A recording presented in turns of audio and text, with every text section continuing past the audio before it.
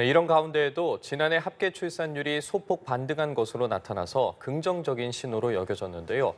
그런데 코로나19 대유행 이후 반짝 효과일 뿐이라는 목소리도 있습니다. 네, 이런 기조를 이어가기 위해 해결해야 할 과제가 적지 않다는 지적이 나옵니다. 김유아 기자입니다. 서울 강남 한 산부인과 신생아실. 얼마 전 태어난 아기들이 담요에 쌓인 채 누워 있습니다. 최근 병원을 찾아오는 임산부도 늘었습니다.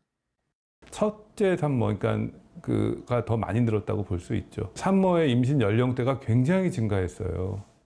실제로 지난해 출생아는 23만 8천여 명으로 전년보다 8,200명 정도 더 늘었습니다. 계속해서 우하향하던 출산율 그래프가 반등한 건 2015년 이후 9년 만입니다. 이 덕분에 여성 한 명이 평생 낳을 것으로 예상되는 자녀 수인 합계 출산율은 0.03명 늘어난 0.75명으로 집계됐습니다. 정부는 관련 정책을 속도감 있게 추진한 것이 긍정적인 영향을 미쳤다고 평가했고 올해도 이런 증가세를 이어갈 것으로 전망하고 있습니다. 올해 출생아 수는 작년보다 1만여 명 늘어난 25만 명대가 되고 합계 출산율도 0.79명 안팎이 된다는 겁니다. 하지만 일시적인 깜짝 반등에 그칠 수 있다는 관측이 제기됩니다. 코로나19 대유행 기간에 미뤘던 결혼이 지난해 몰렸던 데다 인구가 많은 1990년대 초 남녀의 결혼과 출산 시기가 맞물렸을 뿐이라는 겁니다. 모처럼 만들어진 반등 기조를 유지하려면 일과 가정이 양립할 수 있도록 제도가 더 개선돼야 한다는 지적이 나옵니다.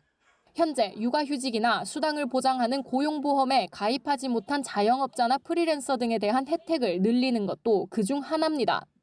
고용보험 미적용자는 출산급여를 적용자보다 최소 90만 원 덜 지원받고 배우자 출산 휴가 급여도 받지 못하고 있습니다.